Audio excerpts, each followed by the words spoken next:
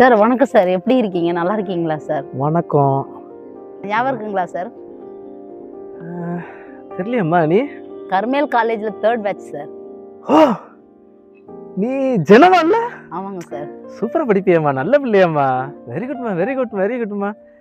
இவரு டைமண்ட். ஆமா, பிஆர்ல டைமண்ட். தாடி வச்சனா கொஞ்சம் அடையாளம் தெரிய மாட்டேங்குப்பா. நல்லா இருக்கிறியாப்பா? எல்லாம் நல்லா. இப்பெல்லாம் எங்க இருக்கிறீங்க நீங்க? நம்ம ஹோட்டல் தான். இதுல நம்ம ரெண்டு வேலை செய்றோம். ஓ, இது உங்க ஹோட்டல்? ஆமா ஆமா. இவன் மேனேஜர் போஸ்ட்ல இருக்குது, நான் இது ஓனர். அச்சா, super super super. Very good very good very good very good. இந்த ஹோட்டல் மேனேஜ்மென்ட் முடிக்கிறதுக்கு நான் இங்க கூப்பிட்டுட்டேன். அச்சா அச்சா, சூப்பர்ப்பா சூப்பர்ப்பா சூப்பர்ப்பா. வாங்க உட்கார்ந்துட்டு பேசலாமா? வாங்க வாங்க, எனக்கு கொஞ்சம் தூரமா வந்திருக்கிறேன். வாங்க வாங்க வாங்க வாங்க வாங்க. நீங்க பெட்டர் டீ சொல்லுங்க. சொல்லுங்கப்பா, எப்படி இருக்கிறீங்க? நல்லா இருக்கும் சார், நல்லா இருக்கும் சார். உங்களை பார்த்ததுல எனக்கு ரொம்ப சந்தோஷம் சார். எனக்கும் தாம்மா. அதாவது ஸ்டூடெண்ட்ஸாக இருக்கும் போது உங்களை பார்க்குறது வேற, திருப்பி படித்து ஒரு நல்ல இடத்துல இருக்கும் போது பார்க்குறது இருக்கு பார்த்தீங்களா, இது ரொம்ப மகிழ்ச்சியான ஒரு விஷயம்மா. நல்லதும்மா நல்லதும்மா. சொல்லுங்க. உங்ககிட்ட நிறைய கேள்வி கேட்கணும்னு இருக்கு சார். நிறைய நிறைய சந்தேகங்கள் இருக்கு, அதெல்லாம் உங்கள்கிட்ட கேட்கணும்னு. படிக்கும் போது நிறைய கேள்வி கேட்பேம்மா. ஆனால் கேள்வி கேட்டு நல்லா படிச்சுட்டேன். ஆனால் இன்னும் உனக்கு கேள்வி இருக்குங்கிறது. சரிம்மா, கேளுமா, என்ன கேள்வி உனக்கு? சார், புதிய உடன்படிக்கை ஊழியத்தோட ரகசியம் என்ன சார்? ஏம்மா, அது ஒரு பெரிய ரகசியம்லாம் ஒன்றும் இல்லைம்மா. அதாவது பரிசாவினுடைய உதவியோட நம்ம கிறிஸ்துவ வெளிப்படுத்துறது தாம்மா அந்த ஊழியம். அதில் ஒன்றும் பெரிய இதெல்லாம் கிடையாதும்மா. நம்ம ஆல்வேஸ் நம்ம இப்படி அழைக்கப்பட்டிருக்கிறோம், நம்முடைய ஒவ்வொரு ஆக்ஷனும் கிறிஸ்துவை வெளிப்படுத்தணும்மா. அதுதான்மா. ஓகே பாய், தேங்க்யூ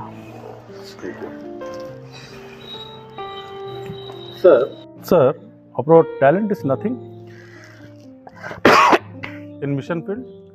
பிரதர், இந்த டேலண்ட் வந்து பார்த்தீங்கன்னா உலகப்பூர்வமாக அது யூஸ் ஆகும். ஆனால் ஊழியன் வரும்போது ஆவியானவர் தான் நம்மளை பலப்படுத்தணும். ஆவியானவருடைய பலத்தினால அவருக்கு பிரயோஜனமான பாத்திரமாக நம்ம பயன்படணும். ஆனால் நம்மகிட்ட அதுக்குண்டான ஹோலினஸ் இருக்கணும், அவர் நம்மளை பயன்படுத்துறதுக்கு. இந்த ஹோலினஸ் ரொம்ப முக்கியமானது.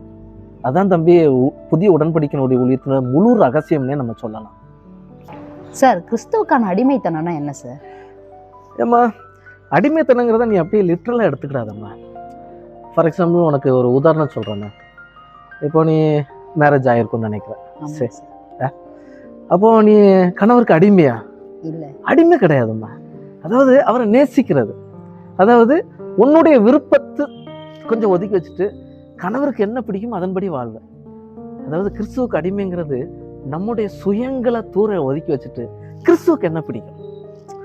தம்பி, உங்களுக்கு புரிஞ்சிருக்கும்னு நினைக்கிறேன். அவங்களுக்கு சொன்னாலும் உங்களுக்கும் அது புரியும்னு நினைக்கிறேன்.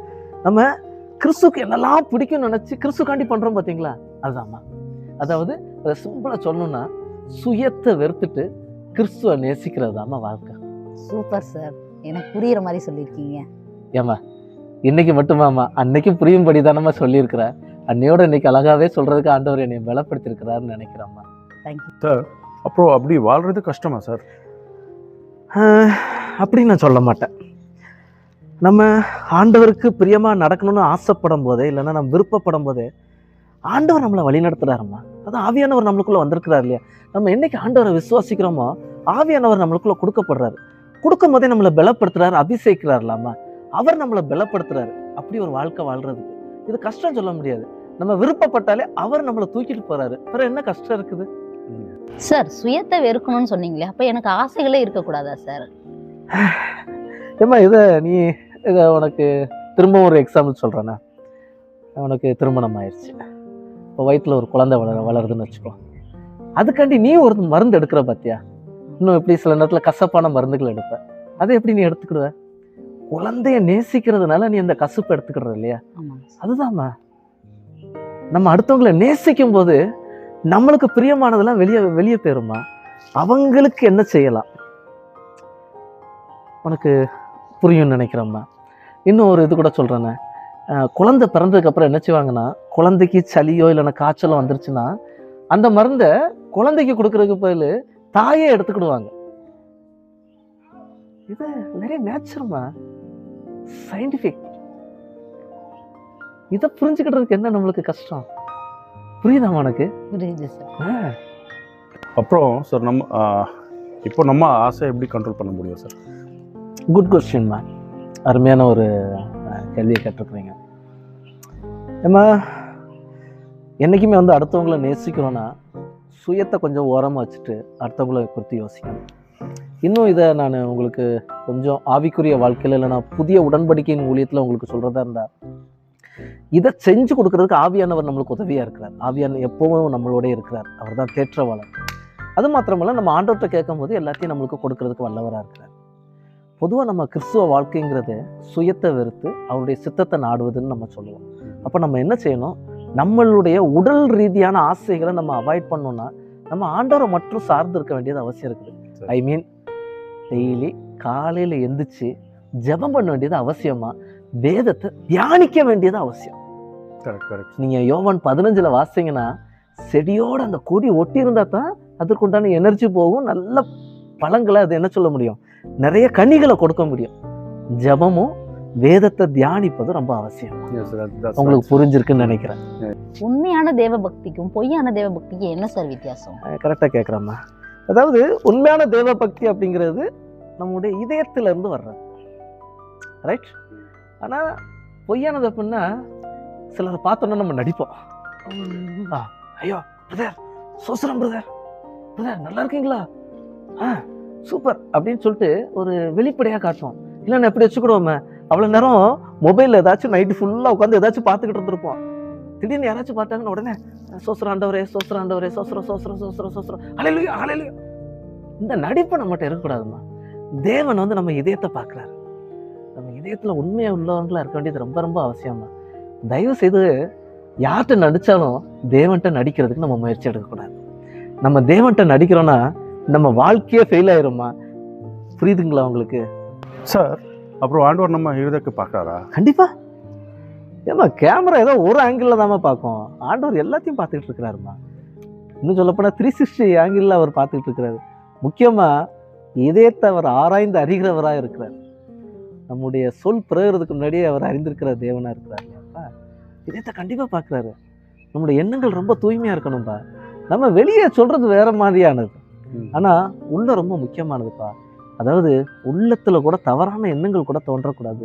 ஏன்னா தேவன் அதை ரொம்ப கூர்ந்து கவனிக்கிறார். சார், இன்னொரு கொஸ்டின் சார்.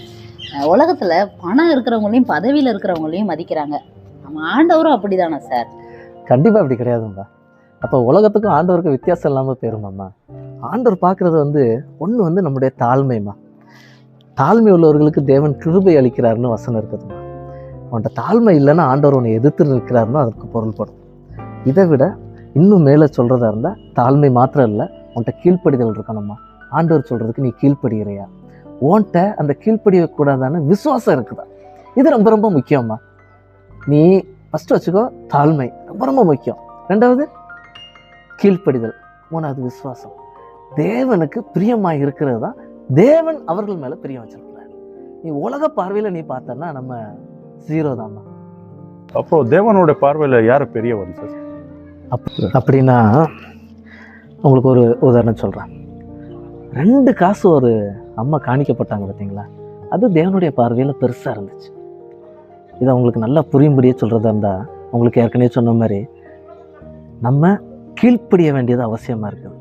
அதாவது ஆண்டவர் சொன்ன நம்மளுக்கு மிகப்பெரிய கட்டளை இருக்குது பார்த்தியா, உலகம் எங்கும் போய் எனக்கு சாட்சியாக வாழ்ங்குங்கிறது. அதுக்கு கீழ்ப்படிஞ்சு நம்ம அடுத்தவங்களை நேசித்து நம்ம போனோம்னா அவங்க தேவனுடைய பார்வையில் ரொம்ப பெரியவங்கம்மா. சரிங்களா? ஆண்டவருக்கு எப்படி பிரியமாக இருக்கிறது, ஆண்டவருக்கு எப்படி கீழ்ப்படுகிறது, எப்படி தாழ்மையாக இருக்கிறதுங்கிறத கற்றுக்கோங்க. இதுதான் புதிய உடன்படிக்கையின் ஊழியம். ரொம்ப சந்தோஷம் சார். எங்களுக்கு கர்த்தர் உங்களை ஆசீர்வதிக்கட்டும்மா. ஆண்டவர் உன்னை கொண்டு பெரிய காரியங்களை செய்யட்டும். காட் பிளஸ் யூ அம்மா. God bless you brother. கூடாரவாசியே நித்தியர் இருக்கையில் நீ ஏன் கலங்குகிறாய்?